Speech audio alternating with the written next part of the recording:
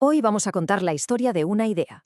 Una idea que no es nueva, para nada. De hecho, nació hace miles de años en la imaginación humana. Y sin embargo, es la idea que hoy está cambiando nuestro mundo, pero a una velocidad de vértigo. Hablamos, claro, de la inteligencia artificial. A ver, esta pregunta es básicamente el motor de toda la historia de la IA. Y lo más curioso de todo es que la gente ya se la hacía, pero mucho, mucho antes de que se inventara el primer ordenador, ¿eh? Para entender cómo hemos llegado a la IA que conocemos hoy, vamos a hacer un viaje por su historia. Lo hemos dividido en 6 capítulos clave, desde los sueños de la antigüedad y una era de auténticos altibajos hasta llegar a los retos que tenemos por delante. Venga, empezamos. A ver, que nadie se piense que esto de querer crear vida artificial es un invento de ahora, de Silicon Valley. ¿Qué va? Esta historia empezó hace miles, pero miles de años. Claro, la idea fue cambiando con el tiempo. Al principio, en la antigua Grecia, eran mitos, ¿no? Historias de estatuas que de repente cobraban vida. Siglos después, la cosa se volvió más mecánica. Hablamos de autómatas, muñecos que podían escribir o tocar música y que lógicamente dejaban a todo el mundo alucinado.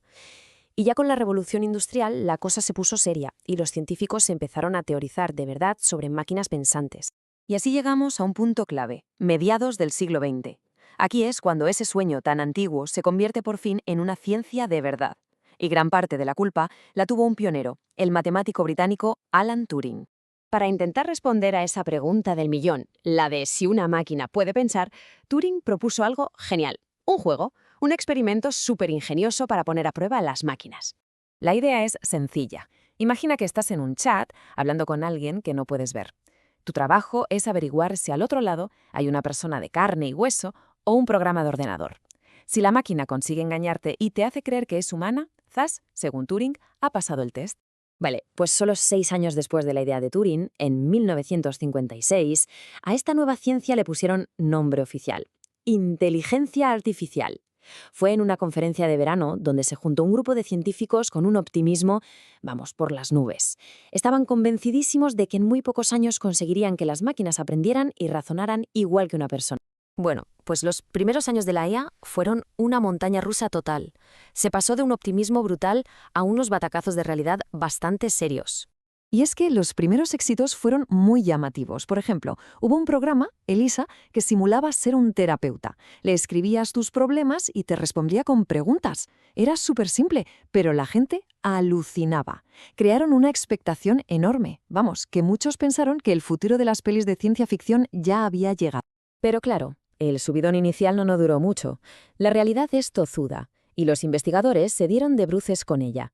Se dieron cuenta de que una cosa era simular una conversación y otra muy, muy distinta era crear una comprensión real, como la nuestra. Y eso era muchísimo más complicado de lo que nadie había pensado. Así que, ¿qué pasó? Pues que los avances se pararon en seco. El dinero para financiar las investigaciones se esfumó. Y la IA entró en lo que se conoce como el primer invierno de la IA. Una época, digamos, muy fría, donde las nuevas ideas no podían florecer. Pero bueno, tras el invierno siempre llega la primavera. Y en los años 80 la IA volvió a la carga con algo llamado sistemas expertos. Para que nos hagamos una idea, es como un árbol de decisiones gigantesco, como en una aventura gráfica. Si pasa A, entonces a C. Estos sistemas usaban miles de estas reglas sí entonces para imitar a un experto humano, por ejemplo, para ayudar a los médicos a diagnosticar enfermedades. ¿El problema cuál era? Pues que estos sistemas eran súper rígidos. Si se encontraban con algo nuevo, algo que no estuviera en sus miles de reglas, se quedaban bloqueados, no sabían qué hacer, y encima mantenerlos era carísimo. Total, que todo esto nos llevó a otro bajón, sí, a un segundo invierno de la IA. Pero estos inviernos no fueron en vano, sirvieron para darse cuenta de que había que cambiar de estrategia. Y el gran regreso de la IA se encendió gracias a una partida de ajedrez que hizo historia. Y sobre todo a 2 cambios tecnológicos que lo cambiaron absolutamente todo. Estamos en el año 1997. Apuntad esta fecha porque una partida de ajedrez estaba a punto de cambiarlo todo. En una esquina del tablero, el campeón del mundo, el gran Garry Kasparov. En la otra, una máquina, el superordenador de IBM Deep Blue. El duelo estaba servido y el resultado iba a cambiar la historia para siempre. Y sí, Deep Blue ganó. Pero ojo, lo más importante no es que ganara, sino cómo lo hizo. La máquina no pensaba como Kasparov. Lo que hacía era usar su potencia bruta para analizar, atención, 200 millones de jugadas por segundo. Era pura fuerza computacional. Y ahí estuvo la revelación del momento. La IA no necesitaba imitar el cerebro humano para ser mejor en una tarea, podía usar sus propias fortalezas. Aquella victoria de Deep Blue nos dejó la receta para la IA moderna. Hacían falta 2 ingredientes clave. El primero, el Big Data.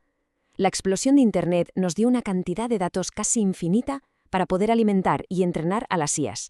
Y el segundo ingrediente, y esto es una pasada, vino del mundo de los videojuegos. Se dieron cuenta de que las tarjetas gráficas, las GPUs, las que hacen que los juegos se vean increíbles, eran el motor perfecto para los cálculos que necesitaba la IA. Y con esos 2 ingredientes, datos a mansalva y la potencia de las GPUs, entramos de lleno en la era actual, la era del Deep Learning o aprendizaje profundo. La IA que ya está metida en nuestras vidas, a veces sin que ni siquiera nos demos cuenta. La tecnología que lo mueve todo hoy se llama Deep Learning. Utiliza unas cosas llamadas redes neuronales artificiales, que, como su nombre indica, están inspiradas en cómo funciona nuestro cerebro. Y lo más interesante es que aprenden un poco como lo haría un bebé. No le das una lista de instrucciones, sino que le muestras miles de ejemplos y la red, por sí sola, empieza a encontrar los patrones. Aquí es donde está la verdadera magia del asunto. En vez de programar con código las reglas de ¿qué es un gato?, lo que hacemos es mucho más simple. Le enseñamos al sistema miles y miles de fotos de gatos. La red neuronal las analiza todas y, ella solita, aprende a identificar los patrones comunes, los bigotes, las orejas en punta, los ojos. Y así es como, al final, es capaz de reconocer un gato en una foto que no ha visto en su vida. Y que nadie piense que esto es cosa del futuro. Para nada. Esta tecnología es el motor invisible que ya usamos todos los días. Está detrás de los asistentes de voz del móvil, de las recomendaciones que nos hacen Netflix o Spotify, del contenido que vemos en redes sociales y hasta en el Face ID que desbloquea el teléfono. Pero claro, esta historia, esta biografía de la IA no ha terminado. De hecho, se sigue escribiendo ahora mismo. Y los capítulos que vienen por delante nos plantean preguntas gigantescas sobre nuestro futuro.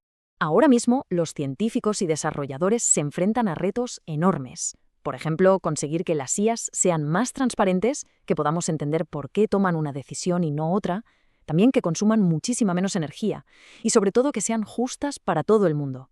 Al final, la gran pregunta que nos deja a toda esta historia ya no es si las máquinas pueden pensar. La pregunta de verdad es cómo vamos a pensar nosotros para guiar el futuro de esta tecnología tan increíble.